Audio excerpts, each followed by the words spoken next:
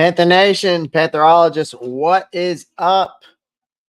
Rockstar Gang as well. You know the vibes, you know the deal. What up, what up, what up? Make sure you pound that like button. All right. You make sure you pound that like button. That's what you do. When you come in here, you pound the like button, baby. All right. You do it like it owes you money. Okay. All right. So make sure you pound that like button. Subscribe to the channel if you haven't already.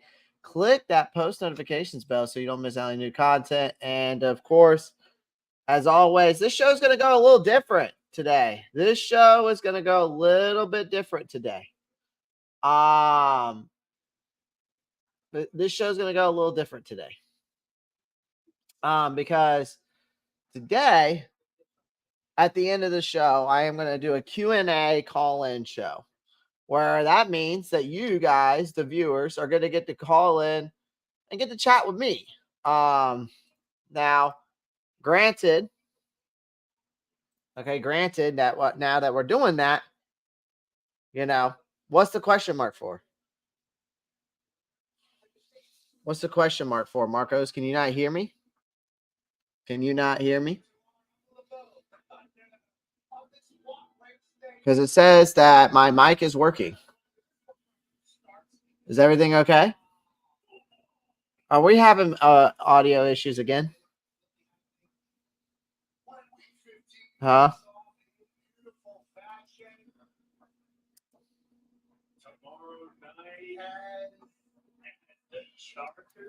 Huh?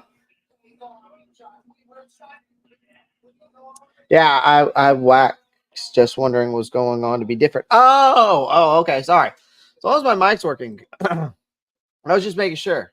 Because at the end today, I want to do something different. I wanted to get you guys involved a little bit more. So anybody can come in at the end of this and do a little Q&A with me, and then bring up any topics you want to talk about. Really, it's just gonna be fun. Just something I haven't done in a while. And actually, I gotta add this to the show. So if you give me 2 seconds here, I am gonna add this to the show. I just gotta share my screen. Yeah, I was once wondering. Yeah, Clay, I scored 12 points in my basketball practice. Nice, dude. Keep it up, man. Keep it up. Wouldn't 2001 have been more accurate? No. If you remember correctly, Mets, 2001, I'm pretty sure we went to the Super Bowl. Was it 2001 or 2000? Let's see. Pretty sure it was 2000. I know 2015, but 2001, I'm pretty sure we were there in 2001. No, we weren't there in 2001. It was like maybe 2020. No, that was 2004. My bad. That was 2004. I always think it's 2020, 2001. It was 2004. My bad. Let's see. What's up, Chris Mack? How are you doing? No, Panthers made it to. Okay, so 2004. But no, 2010. You'll see why, Mets. You'll see why once I explain it. You'll see why once I explain it. Give me 1 second here. Let me get my PowerPoint up. All right, let's grab this. First things first, a couple business deals going on first. Basically, Derek Brown stands out as the bright spot of this team, honestly. This is just a little bit of news and basically some Panthers buzz going around the organization. But with this season as it's been, and this team being 1-12, the only bright spot on this team performance wise is Derek Brown. He stands out to me. The transition from a 3-4 to that defensive end role, he showcases his strength, his awareness. He's able to disrupt opponents, and despite the team's overall struggles, Brown's positive mindset, commitment to climbing the mountain, well assure his future and this team's success. In other news, Tabor, he's been talking about the offensive aggressiveness. With only 4 games left, Chris Tabor has emphasized the need for offensive improvements, specifically in taking shots downfield. And Bryce aggressive approach in Week 14, we saw a little bit more of that. Kind of showed a different dimension for the Panthers, but there were some mistimed throws, some drops hindered the success of that. But Tabor's trying to acknowledge the urgency of getting these crucial downs and then injecting more aggressiveness to the pass game in this offense, especially when we're getting ready for the Atlanta Falcons. Next up is Thomas Brown. His stock is just falling, okay? Once seen as a future head coach, the offensive coordinator for Thomas Brown has now faced a lot of scrutiny, questionable play calling, struggles in critical situation. Honestly, I don't think that's the issue. I think that there's a line in the sand here where you got the improper line rotation, you got receiver separation, you got Bryce reads that have been all challenging and struggles of this offense. I think with the fact that we're going to be undergoing coaching changes, I think Thomas Brown's stock does raise some question about his future wherever he goes next, because apparently he's fired because of his wife coming out and posting up saying we're fired. So it kind of goes hand in hand with that. Hold on one second. Pat McAfee, I gotta mute you, bro. I gotta mute Pat McAfee. I got McAfee on. My boy McAfee. And another news. Just talking about T. Higgins. Him being a free agent could be the guy that we need. Which would be a bold move. Considering the fact of the limitations of our draft picks. So the potential of getting a guy like Higgins makes more sense from a free agent standpoint because we will be in the middle of the pack in free agency. He's known for his explosiveness. He's got his Clemson roots. Could inject that much needed firepower to this passing game that I truly, truly need. And that's part of the moves that I think that needs to be done this offseason, whether it's in a draft or whether it's in free agency. Getting that top tier number one wide receiver is crucial for this team because, again, a 33-year-old Adam Thielen being your number one wide receiver, that's an issue, right? The contract for – okay, I'm starting to see a lot of comments here. Nice stat line, my friend. Did you see the video of Brown calling out Tepper about not hiring Steve Wilkes? Yeah, I saw that, man. Hey, honestly, I agree with everything that Brown said. Honestly, like good for him. Good for him.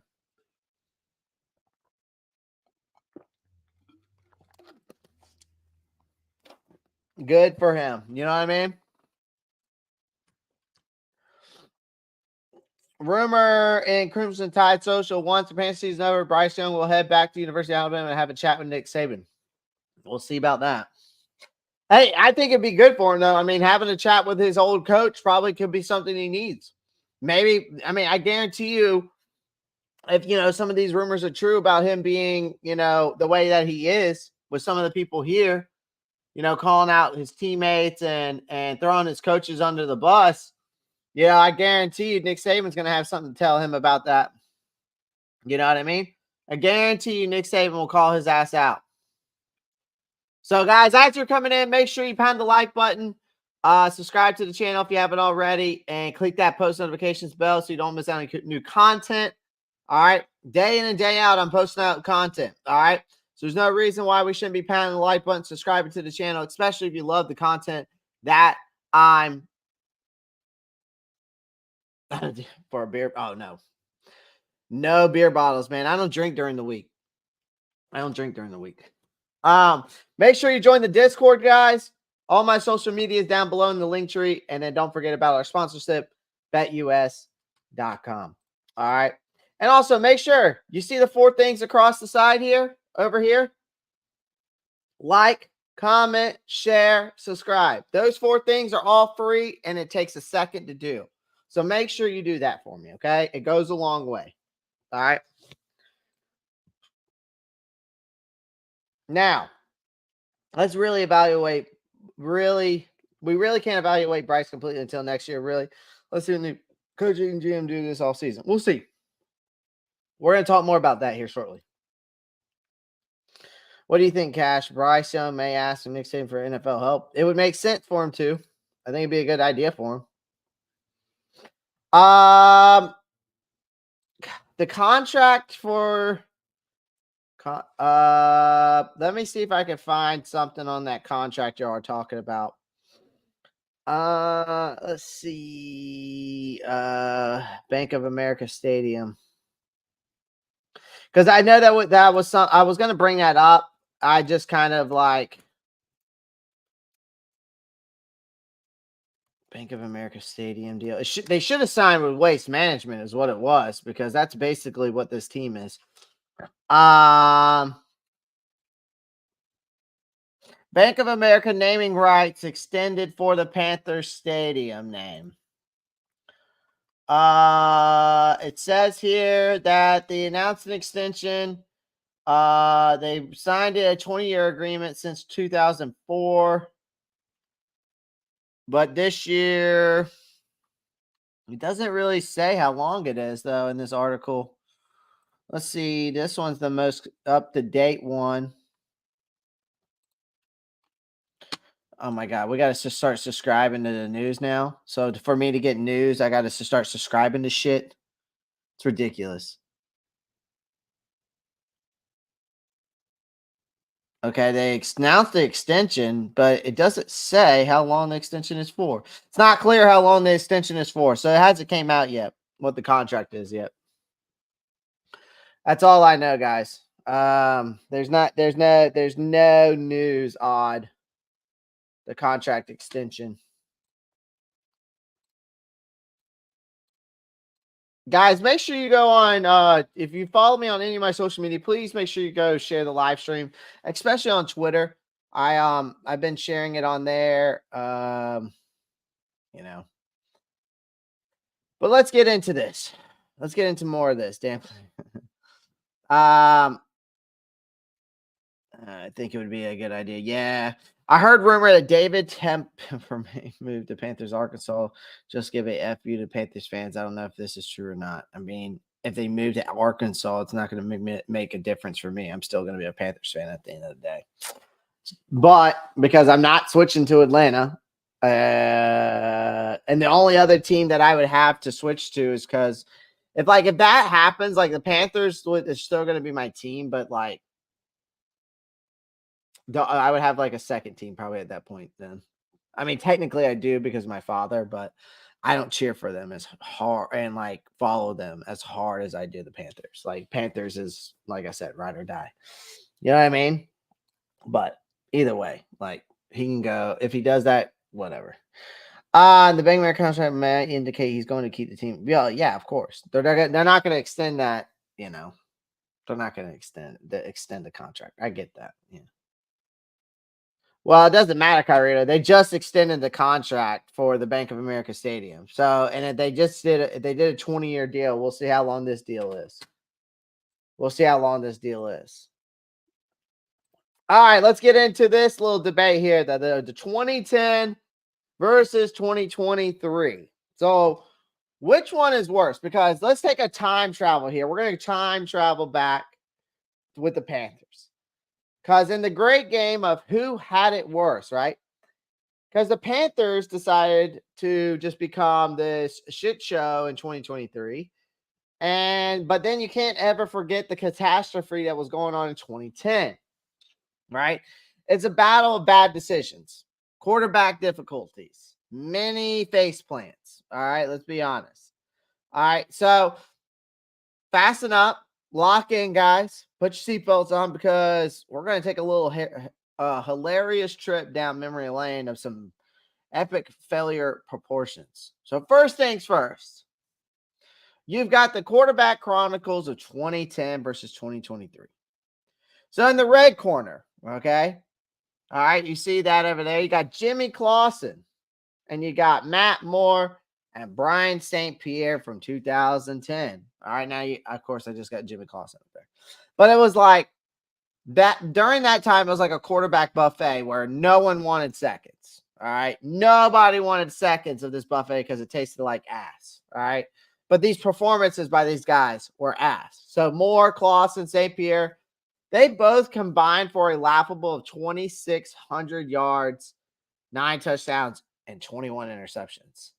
Now, if only they had a quarterback love triangle meme to really immortalize this, like their struggles. But now let's fast forward to the 2023 where we are now. All right, we're in present day, where Bryce Young is the undeniable starter, right? And fans aren't playing quarterback roulette. Okay. The fans aren't playing quarterback roulette. So sorry, Mel Kiper, no Clausen related retirement for you this time. Okay. That's kind of what it was, the difference in. Now, there was two difference in the run games. Okay. Okay. There was two difference in the run games. You got smash and dash and new dash duo. Okay. Smash and dash. To me, that sounds like more like a failed cooking show than a dynamic running back duo, in my opinion, because that was the nickname for D'Angelo Williams and Jonathan Stewart back in 2010. And they were downhill slide until the 2023 duo of Chuba Hubbard, Miles Sanders, who are gearing up for a triumphant Dash and Dasher sequel. And in this little spoiler alert I'm giving you here, Hubbard and Sanders have more rushing yards and touchdowns with games to spare. Take that, 2010. All right. Defense deja vu. That's another thing between the 2010 and 2023. We're comparing the two. In the golden era of linebackers, 2010 boasted John Beeson, the lone Pro Bowler. Then now you go into 2023, Frankie Louvu, Derek Brown having Pro Bowl seasons, yet they might be invisible thanks to the comedy of errors happening around them. Okay. Now, another thing is Charles Johnson led the 2010 sack brigade with 11 and a half. So now it's up to Brown and Louvu to follow those illustration footsteps. It's like deja vu, but with more of why, oh, why. You know what I mean? Then you got the draft dilemmas. All right. So you got Cam versus the Chicago Cap. Okay. So the aftermath of 2010 brought the shining beacon of hope, right? Cam Newton, right? The 2023 aftermath is more like watching the Bears snag the player you were supposed to get while your franchise quarterback is tangled in a web of subpar play rumors, right? So it's like choosing between adopting a unicorn or tripping over your shoelaces, okay? Because 2010, you got Cam. In 2023, you got a front row seat to someone else's success.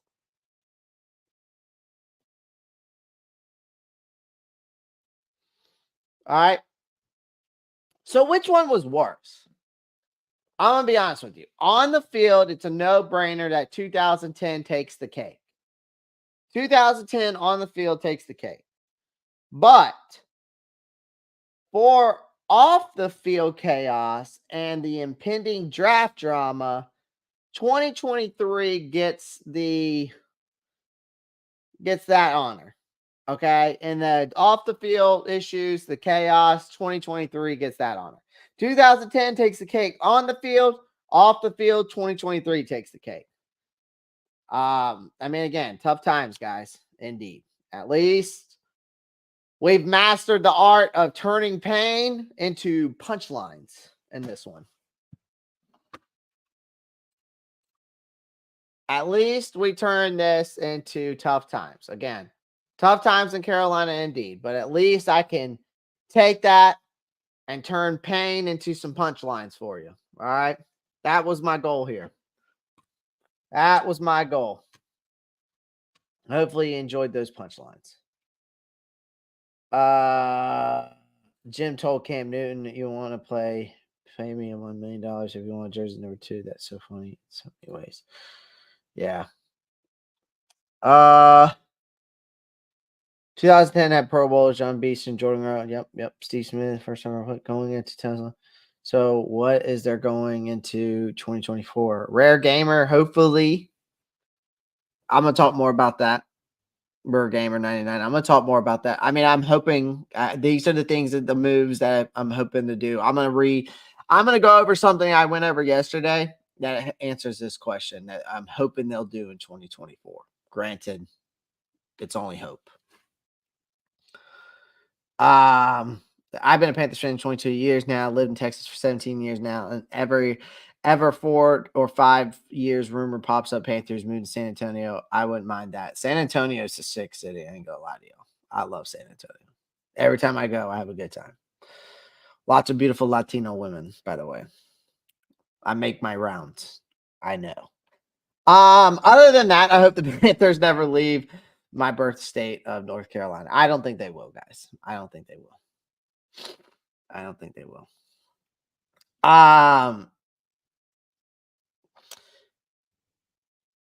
It was never smash and dash. It's just something people recently said. I know it wasn't, but I just had to throw it in there for comedic use.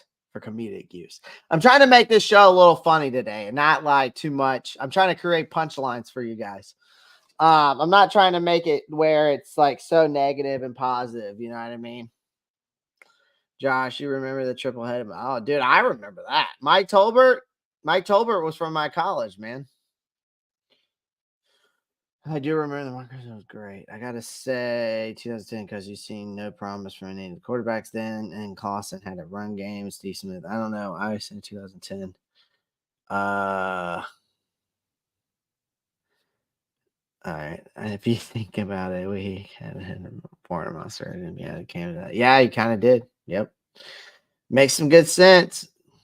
Man, back in the day, I would be right there in the with Clay. Yeah, I mean, yeah. Those days kind of come and gone, my friends. Those days kind of come and gone. But I go there for business sometimes, actually. Let me see what we got here. So Bryce holds himself accountable that great leaders do in the NFL. Players and coaches like saving players. Yeah. Yep. I like you, Kyredo. Good comment. Appreciate that. Thinking about those times we've fallen off a cliff since then, right? Oh my God. It's bad, dude. It is bad. So here's the thing that why we're going to be talking about benching Bryce. And I have a lot to talk about with this. And here's the reason why. The Panthers have made their stance clear with this kid. And it's a bold one. And I know, I get it. That the team thinks that Bryce is their man. No matter how bad this storm is, okay? In the face of a lot of criticisms, a lot of people are asking to shelter this kid, okay? I am one of them. Not necessarily shelter him, but just let him sit down, okay? And we're going to dive headfirst into this chaos. And here's the reason why, okay? Here's the reason why. At 1-12, the Panthers are a tailspin. Spiraling toward one of the most seasons in franchise history. So the decision makers, despite the desperate calls of echoing from every corner to preserve Bryce Young from the impending wreckage of what's going on, there's a stubborn defiance between and a refusal to really yield the common sense notion that protecting Young's long-term future might be a priority. All right, that's the ignoring the chorus of concerns.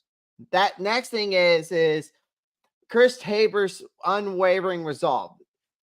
The thing is here is that Chris Tabor stands as the forefront for this aggressive decision. Okay, with a tone that borders on defiant, because Tabor dismisses the notion of benching Young as if it was an insult to the very essence of football. So, in the words of Tabor himself, the only way you're going to gain experience in the National Football League is by playing. And it's a straightforward remark. But the simplicity of what he's saying is that there is potential consequences that he's not taking into place with those notions. Okay. All right. The tough love approach that Tabor is using, and that's what reports suggest, that Tabor adopts a tough love approach with Young, demanding more from the quarterback.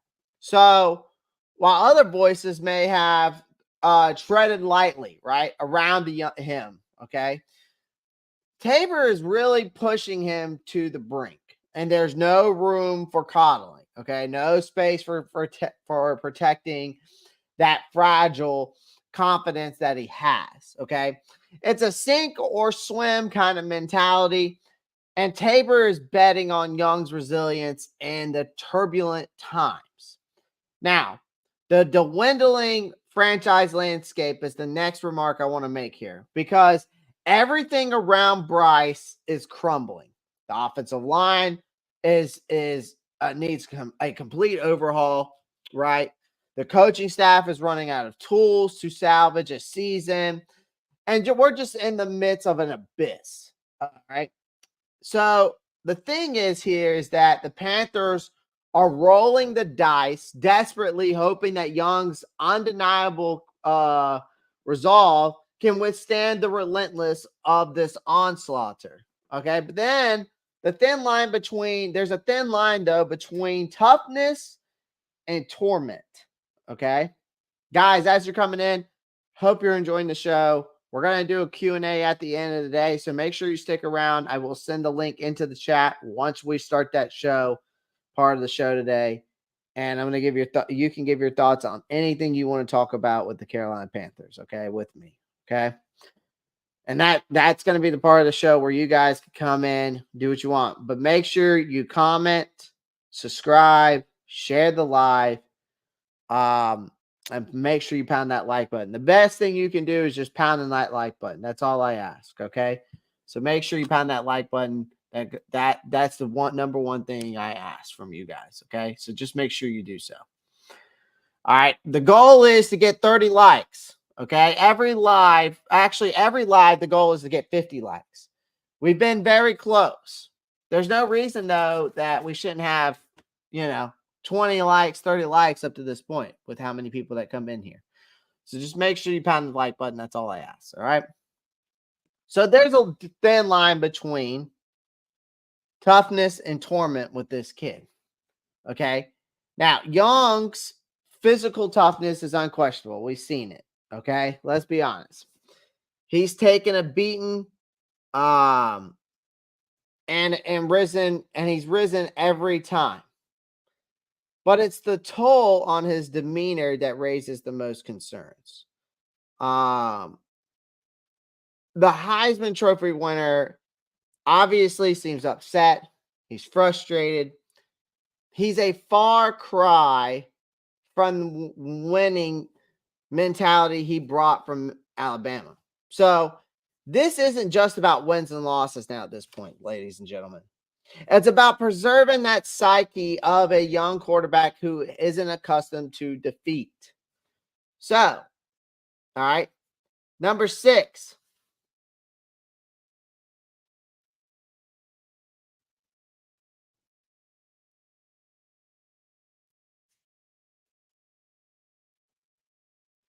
Hold on one second.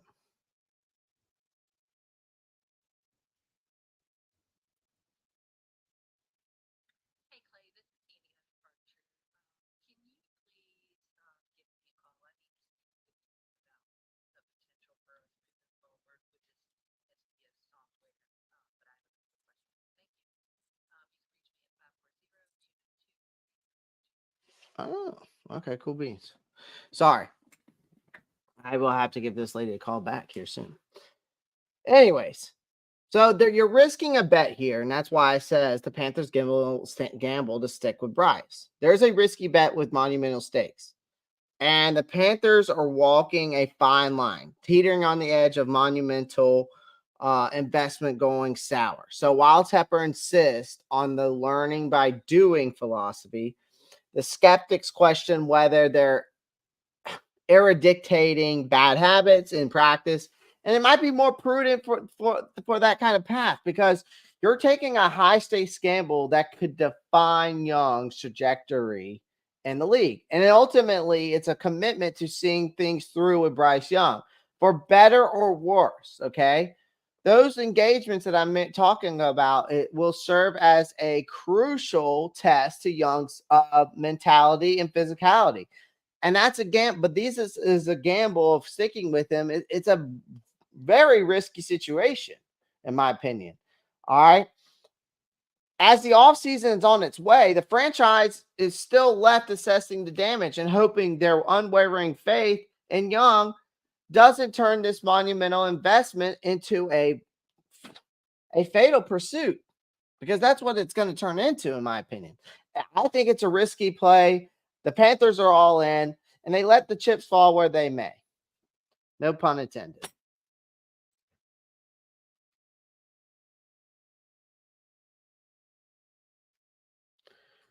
Some of you agree, some of you don't. So my case, okay. So my case is also another reason why the case for benching Bryce is the issue. Halting bad habits and fostering the development. Okay. There's already challenges, a supporting cast that's in a disarray. They have marred Bryce Young's transition to the NFL. So while the circumstances aren't the most best situations, addressing the emergence of bad habits in Young's game, right? Okay. It's crucial. He's hesitant in the pocket. He's got footwork issues, deep ball accuracy, inaccuracy, and it's become an unsettling trend of wavering bad habits. Benching Young allows him to reset, refine his skills under the guidance of an experienced mentor like Jim Caldwell, mitigate the risk of these issues, and become ingrained in his play. All right. The thing is prioritizing Bryce Young's safety. That's the next thing. The reason why I'm giving this case here today. Okay. All right. You're my chat. You're the court. All right. You're the judge. Okay. I'm pleading my case to you guys here. All right. You got to prioritize this kid's safety. Okay. The toll that this kid has taken on his body this season is evident because of the offensive line protection and a little bit of what they have. But Bryce has been resilient, has been commendable in that aspect of things. But exposing him to constant punishment, I think, possesses a serious risk.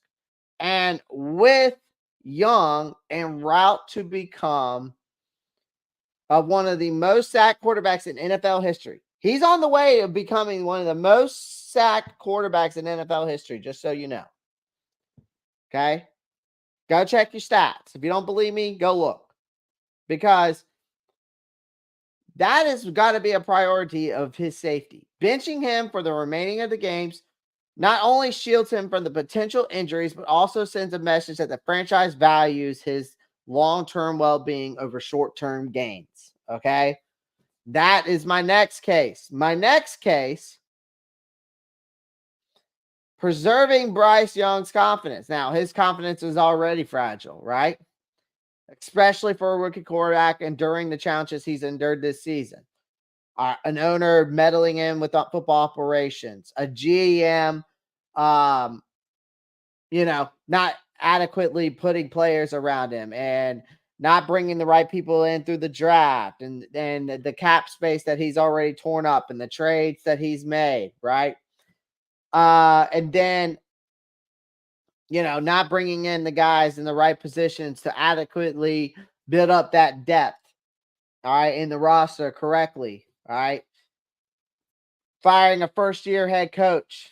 But again, I still believe that Frank Wright sealed his fate in that aspect of things, right? Not willing to develop the kid correctly, not willing to work on his footwork correctly, went and changed the playbook up to help Bryce's strengths.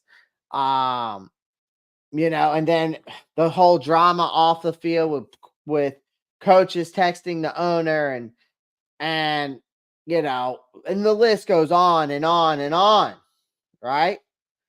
So Bryce, when he entered the league with optimism, ambition, that relentless losing has now just taken a toll on this kid. So the critical juncture demands a strategic approach now to protect Young's confidence and mental well-being. Replacing him with Andy Dalton for the remainder of 4 games offers a recipe and or not a recipe. What am I trying to say? Offers him a reset, allowing Bryce to kind of take that step back, right? Rebuild gradually and re-enter the fray with renewed confidence. It's a proactive move to safeguard against a long-term psychological damage, all right? And that could hinder Young's future success. So here's the thing. In conclusion to this case that I'm building here, the decision to bench Bryce isn't an admission of defeat.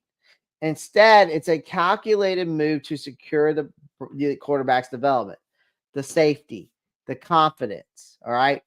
The Panthers must weigh the short-term discomfort against the potential long-term benefits by taking a step back.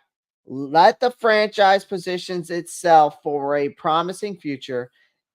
Ensure Bryce, that number 1 overall pick, isn't derailed by the struggles of this atrocious storm of a season. And it's time to prioritize the end, even if it means enduring a few more losses in the present. Okay? So then that leads me to my last thing here. Yeah, and then I got one more thing. It's enough is enough. Okay? These are the moves that need to be done to help develop Bryce. I'm telling you now. This is what I'm talking about. I know I talked about this yesterday, but I want to bring this up again. And I talked about it in my short. I posted a short about this. Again, you need to take a strategic timeout with this kid. Bench him temporarily. You can basically shield him from the further damage to make him return stronger. The receiving game, as you see there, getting wide receiver help via draft, free agency, whatever the case may be. Okay. Adam Thielen carrying an unexpected burden. Okay. He's a number 1 wide receiver. He's 33 years old. There's no, if you know, everybody knows and should know, if Adam Thielen is your number 1 wide receiver, and as for an NFL team, you have an issue. You got to invest in a top tier wide receiver 1, whether that's with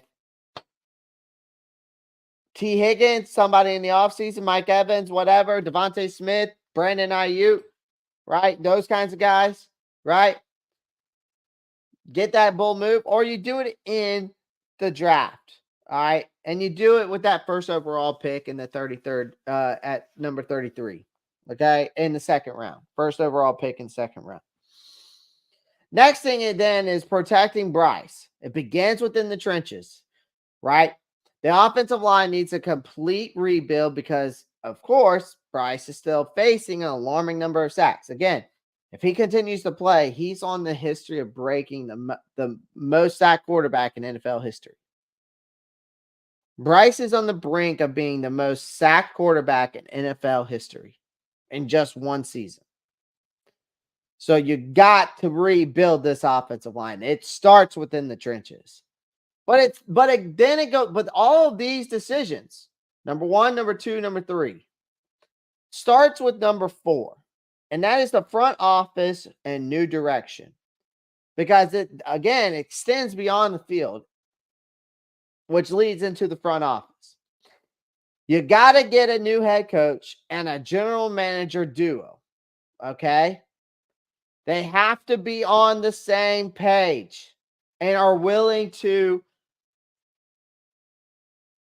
catalyst a brighter future for this team. It's a bold decision that that they have to do is redefine that narrative and revigorate the Panthers' pursuit of success. These are the moves that are not mere adjustments, but transformative leaps that will help Bryce Young to his potential and take us as an organization to better heights. It's a time to take control of the season, and this is the starting path and blueprint to that redemption. You have to do that in 2024. These are moves you're going to have to make in 2024. Now, benching Bryce in 2024, no. But number 2, 3, and 4, those are going to be the most crucial things you do. It starts with 4 and it works on the way up, okay? Now, if these things come upon, you get a great GM and a head coach duo. They're on the same page. You build up that offensive line. You get that wide receiver help, and Bryce goes out there and is still a dud. Then it's on Bryce. Then you can blame him then. But right now, I think these are the moves that need to be made right now. It starts right now with benching Bryce. The other 3, it has to be done in 2024. Has to be done in 2024. Let's say Dalton balls out the rest of the season. The fans definitely called Bryce a bust. That would destroy his confidence. Josh, you're going to have fans that do that. They're already doing it now. Okay, so it doesn't matter. Let them call him a bust. But would you rather them call him a bust right now for the last 4 games of the season, and then they make the crucial moves this offseason and he comes out there and actually balls out the way that everybody expected him to do? I would take it more as motivation. If I'm him, I have that mentality. Maybe he doesn't. Maybe I have more of that dog mentality than Bryce Young does. Because I was an athlete. I played in college. All right. And when I knew people were better than me, it made me work harder. When people called me out and said I need to work harder, or someone said that they were better than me, it made me work harder. So, again, it's all about how the kid takes it. Listen, it's a smart move. I think benching him makes the most sense because if you don't, you're going to scar him even worse, which leads me to my next point. This is a comedy of errors, folks.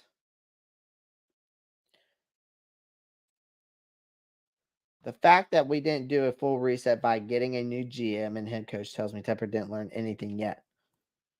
And what about Tepper's win now mentality? Is telling you anything you are saying will happen? I mean, Rare Gamer, again, it comes down to all I can do is hope. I come on this show and give you my takes. I give you my opinions. That's what people watch me for. Whether you like my opinions or disagree with my opinions, that's for you to, for you to say.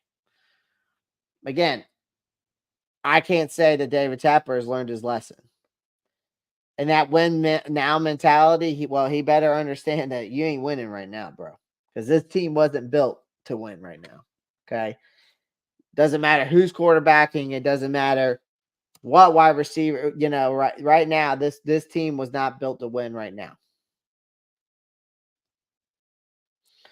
So again, the comedy of errors. So will the Panthers' comically bad season leave Bryce Young scarred? That is the question here. The comedy of errors. Will the Panthers' comically bad season leave Bryce Young scarred? Get in the comments. Let me know what you think. And I'm going to dive into this topic here. But before that, make sure you pound that like button. And shout out to our sponsors, betusa.com.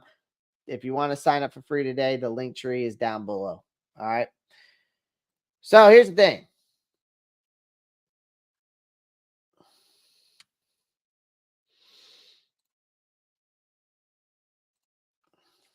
in a season that was supposed to be to focus on the development of a rookie quarterback in Bryce Young, we have now been in an unintentional turn of events and a tragic comedy of an organization, because that's what it is. It's a circus. It's a show. Okay. The real question is now whether Young will be physically broken, but again, whether the Panthers' disastrous season will leave him emotionally and mechanically shattered.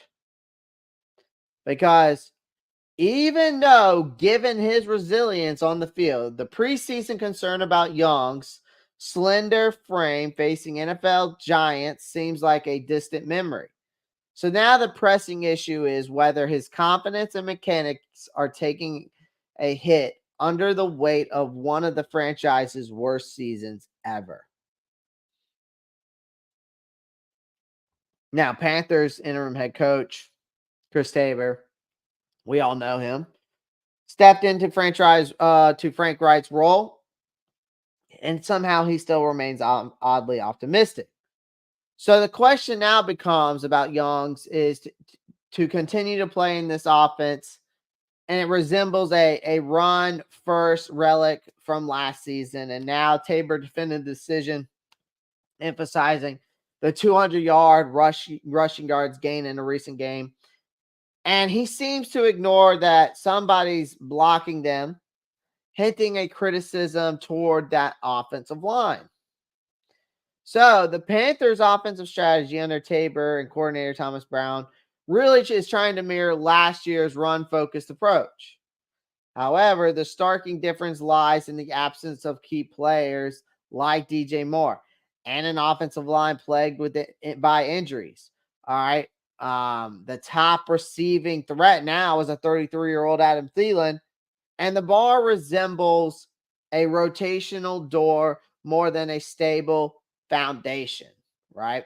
So as for the Young season, has been a roller coaster of inconsistent performances.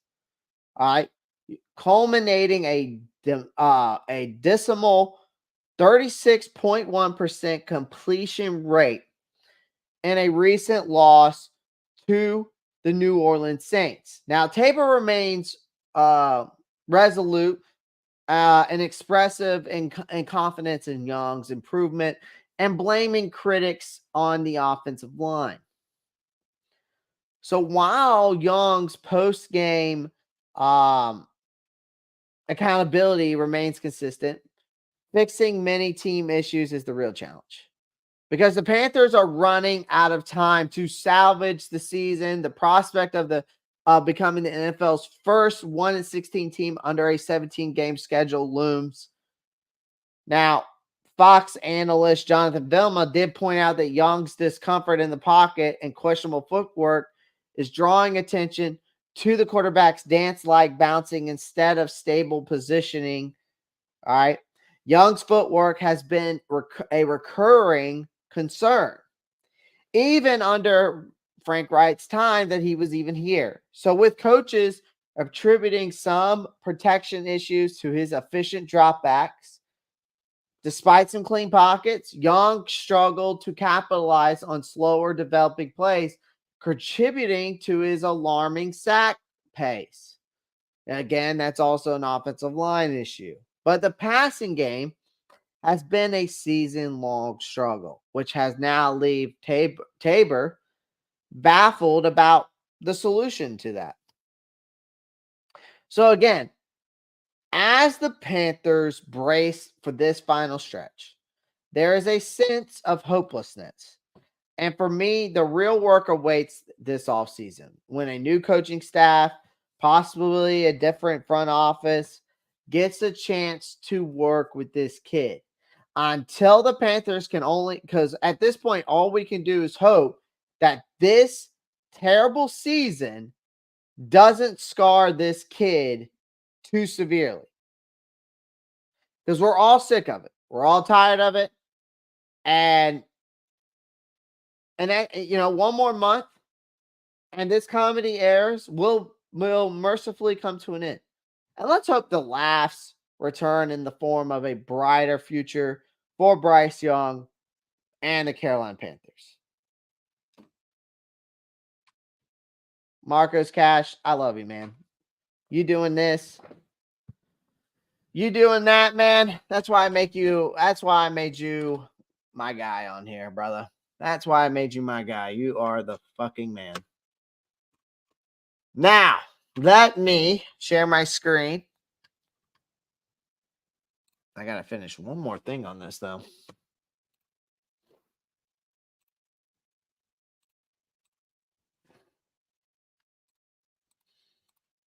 Shout out to Marcos Cash. Shout out to Marcos Cash.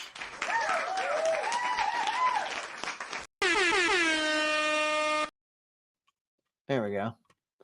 There's my shout out to you. I got to share this real quick with you guys. Let me get this up here. All right, perfect.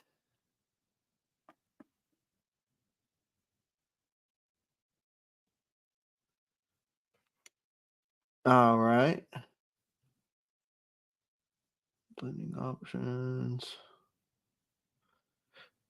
I'm trying to share my screen. Just give me 1 second here. It's just taking me file. Let me get this. So, guys, as you're coming in, make sure you pound that like button. Subscribe to the channel if you haven't already. Click that post notifications bell so you don't miss any new content. The 4 things you see over there: like, comment, share, subscribe. Those are the things that go the longest way. But if you just pound the like button, that's good enough for me. Again, I want to get this live stream up to 50 likes. That is the goal every single time I go live. All right. Now, one more thing I got to do here. And then I will share my screen. And then I'm going to put the link into the chat for you guys to come on in. Or you can just comment from the comment section. Again, it's all up to you guys. Whatever you want to do, whatever you guys want to do is fine by me. And we can have a chat. I mean, this is really just for you guys to get involved. Okay.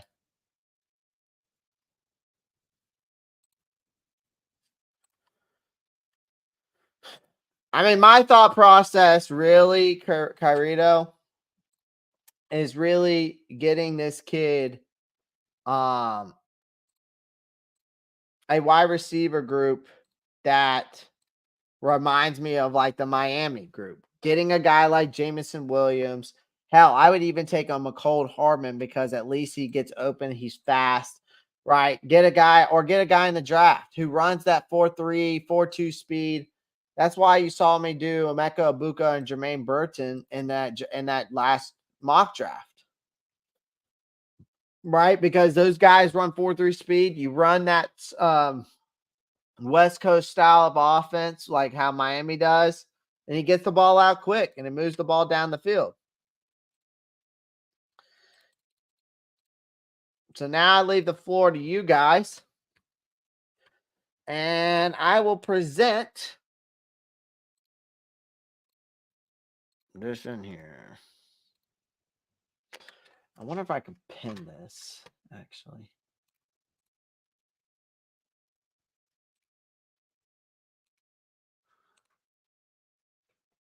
There you go.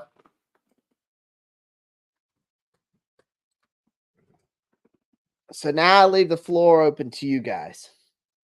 The StreamYard link is in the chat. I've also pinned it up on there if you want to come into the live stream. Or, again, you can just leave a comment. You can ask a comment or a question.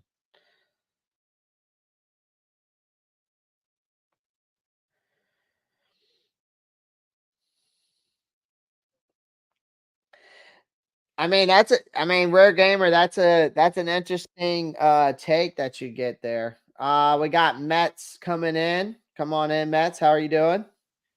Hey, Clay. How are you? fine. I'm not going to lie. I haven't watched any of the last few Panther games, mostly because I know they're going to suck and they're going to get their ass handed to them. You know what I mean? Right.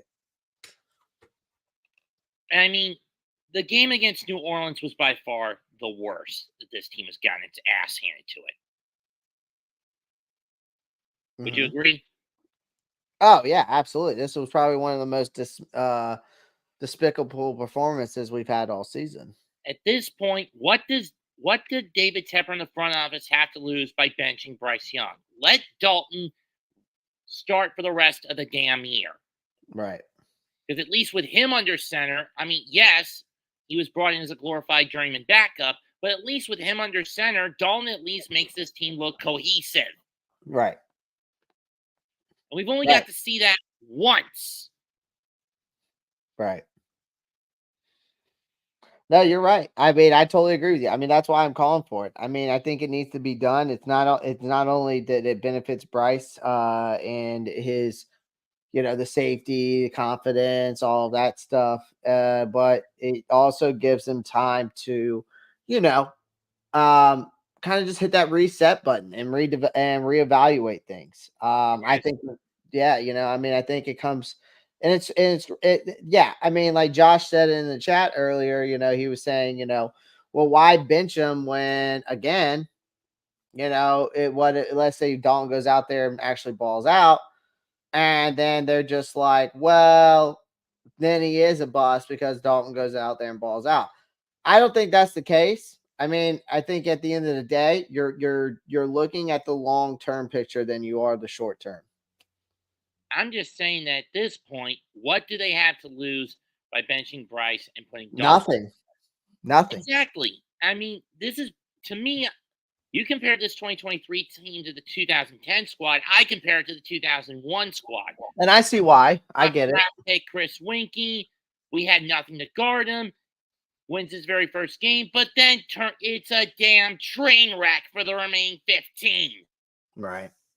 And I was at one of those 15, I might want to point out. It was the one against the Jets. Okay.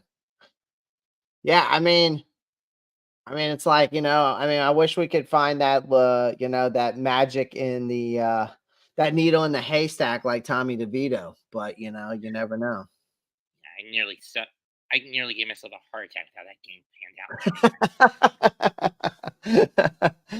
Oh man, well, Matt, I appreciate you coming on, brother. I always, I'm gonna start trying to do more of these because I know you always ask to, come on. So I'll definitely start doing some more of these at the end of the show as we go throughout. All right, and let's just hope this team can keep pounding as opposed to getting pounded.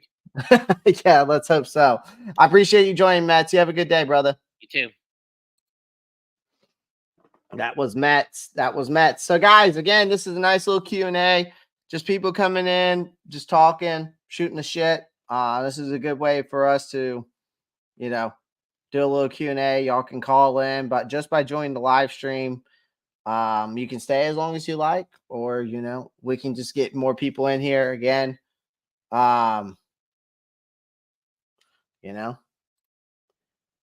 Bryce Young needs to be benched for the rest of the season. I mean, that's what I'm calling for, my friend. That's what I'm calling for. I'm looking for long-term games. That was hilarious. Metz is the man. He's cool. He's a Giants fan, though. I can't hate. I don't mind Giants fans. I love that other people like to come in here that are different fan bases, which is fine by me, because I think it's cool to have a I do some NFL takes, so it's nice to have like a different fan base come in and chat it up. Yeah. Rare Gamer, I would say Pro Bowlers wise. The only person I would probably say is Derek Brown, Frankie Luvu, based off of their seasons, and then maybe Adam Thielen. So I mean, that's probably about it. Those are the only guys that are really having Pro Bowl seasons. I mean, Burns, you would think would have had one for how much money he's wanting, but again, I don't think he's worth the money, and not from the stats that I'm seeing. Clay, I also learned yesterday never to give Batman a football helmet. I don't not want. I'm not really sure. Kyrito, you come in here with the most random ass shit, and it's funny because, like, just like this is hilarious. Like, I kind of want to hear this story, but I'm not too sure. I want to hear this story. Like, I feel like it's going to be one of those stories that is going to make me turn my head and look at you like WTF. You know what I mean? You know what I mean?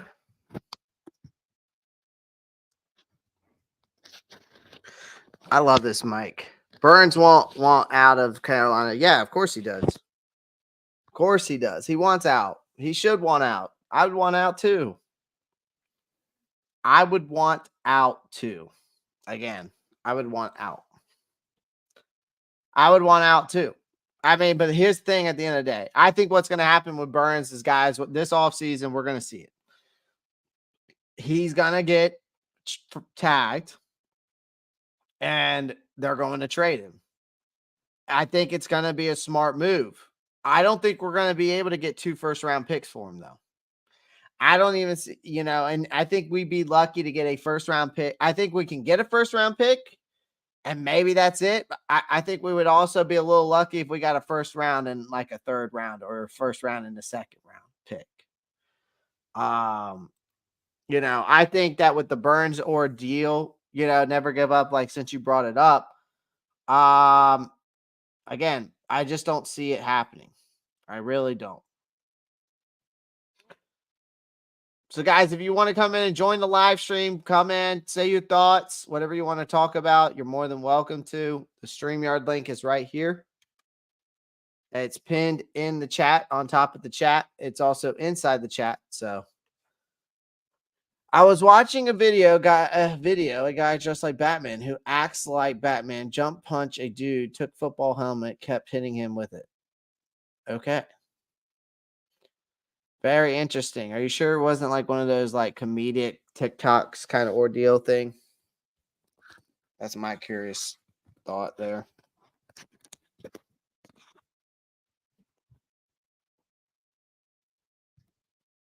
Oh, gosh. What's your thoughts about Bill? I'm seeing tweets about him. Bill who? Bill. What tweets are coming out about Bill? Should we go on Twitter and like do some reactions?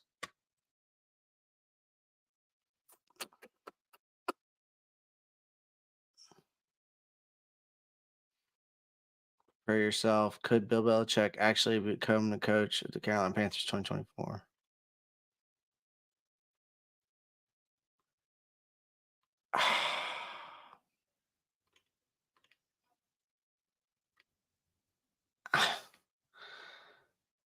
I mean, Bill Belichick? Yeah, I'm out. Wi-Fi's out and signal's bad. No worries. Look it up, Newland, and might walk away from him.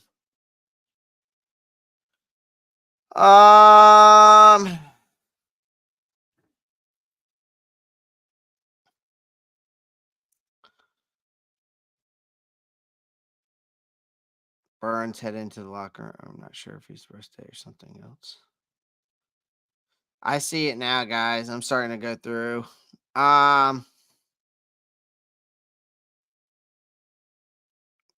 Jesus.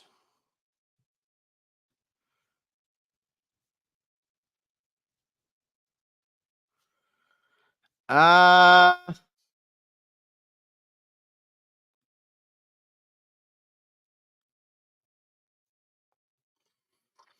right. So my thoughts on Bill Belichick coming here.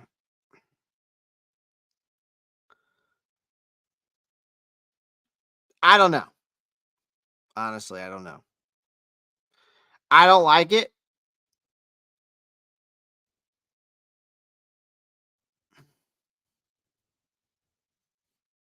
I'm not too sure how I feel about it, man. I mean, that it's tough because we haven't seen Bill since Tom Brady's been there. Still, granted, people think that Bill Belichick is a thinks that Bill Belichick, is still the greatest coach of all time. And I do believe that. But there's a time where it's like, okay, you haven't won since Brady left. So that causes an issue. And Belichick's like the GM and head coach. So that's an issue because if you look at their drafts, they really haven't done much of anything drafting wise. They built the offensive line, they built the defensive line. Yeah, they got some corners.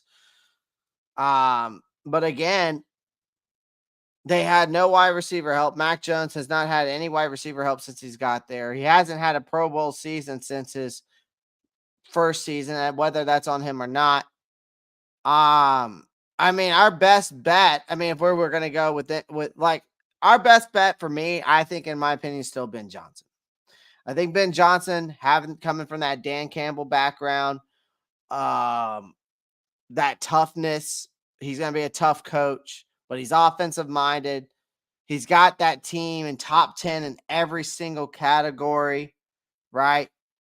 In every single category of the NFL from an offensive standpoint. Or you come in and you bring in another hard-nosed guy like Jim Harbaugh, who's going to be probably basically your GM and head coach, because I guarantee you his time in San Fran, part of it was him that was bringing a lot of those guys there. That's why he went to a Super Bowl, went to the NFC Championship 4 times, right? In all 4 of his seasons, right? Was it 4 seasons that he was in San Fran? Something like that. But again, for me, Josh, I'm not a big fan of it. I don't think it's a smart move. I think it's just I think David Tepper is going to bring him in because he's just a big name and he's still going to be a dud, because I think Bill Belichick's time is gone. And sometimes it's just like, okay, your coaching style and the way you coach just does not work anymore. Maybe he does come here because he's got Bill O'Brien as his OC, and Bill O'Brien worked with Alabama and he has ties with Bryce. I mean, maybe. I mean, I can see it. I can see why they do it, because he'll probably bring Bill O'Brien with him. But I just don't know if I trust Bill Belichick to get it done, because, again, we've seen it over the time now that he can't get it done, or he hasn't gotten it done since.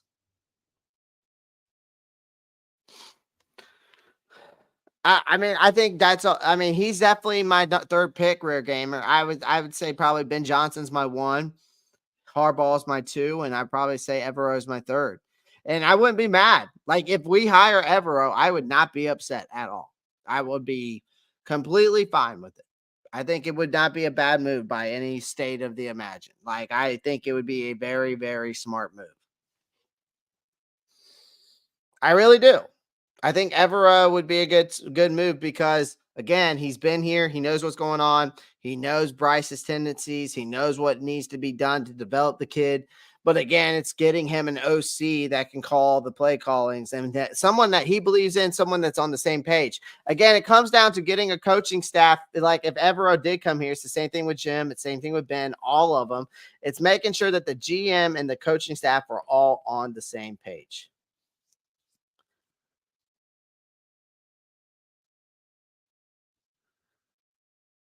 Kyrie, I'm not doing that. No, we're not bringing up NASCAR on my show. Sorry. There will never be NASCAR brought up. I mean, well, you can talk about it in the chat if you want, but I'm not going to do any video takes on that. No, thank you. I just don't see Evero wanting to stay here, in my opinion. And I can understand that too, Josh. Again, this is going to be a tough team to sell with the state. Let's be honest. Now, granted, thank God we've got a rich ass owner, and, money talks. But at the same time, there's coaches out there that are texting Ben Johnson right now not to come to the Carolina Panthers, because he's letting them know the state of emergency of what this organization is. There's coaches out there, not just from the Carolina Panthers coaching staff, but from all over the NFL that have connects probably within this coaching staff, right? I guarantee you they're texting back and forth. Deuce Staley, Josh McCown, Frank Wright. I guarantee you. If we convince Bill to not to be the GM, we could be good. Panther Raider X, I don't know if that's the case or not. I mean, I don't know if that can be the case or not. You know, could we be good? Sure. I just don't know. I just don't know.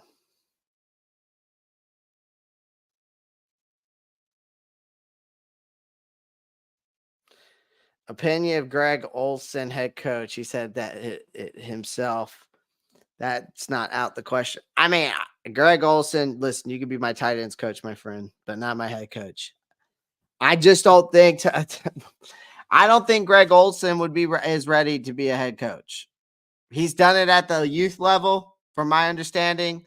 I don't even know if he might have coached. I don't think he's even coached high school. So you becoming a head coach, I just don't know. You might want to continue to keep that contract at Fox Sports. You know what I mean? Fox Sports might be paying you enough money with less headaches. With less headaches.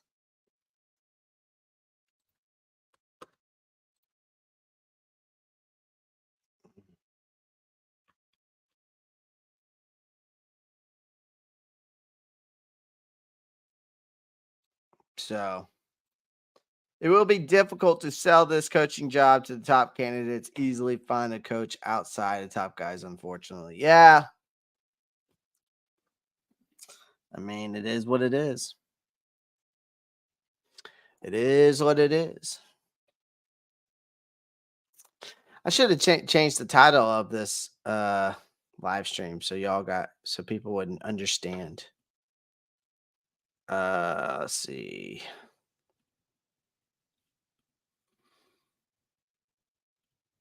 I'm also going to add that in there.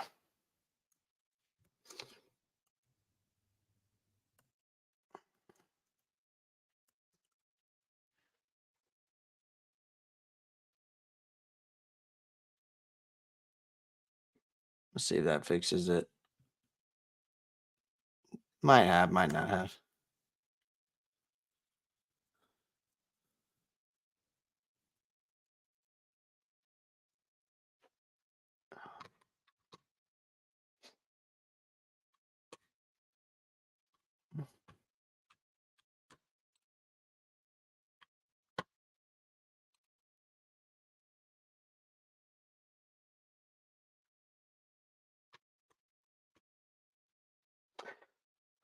Well, guys, I am going to hop off of here. I greatly appreciate everyone joining the live stream today.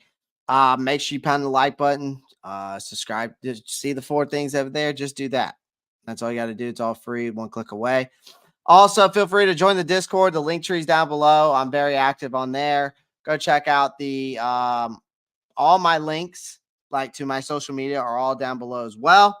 Go check out betusa.com. Make sure you go over there, check it out. Sign up for free today. Get that 125% bonus on your first bet. So go check it out. All right. All right. So, anyways, appreciate every one of y'all. Love every one of y'all. And as always, deuces, keep pounding.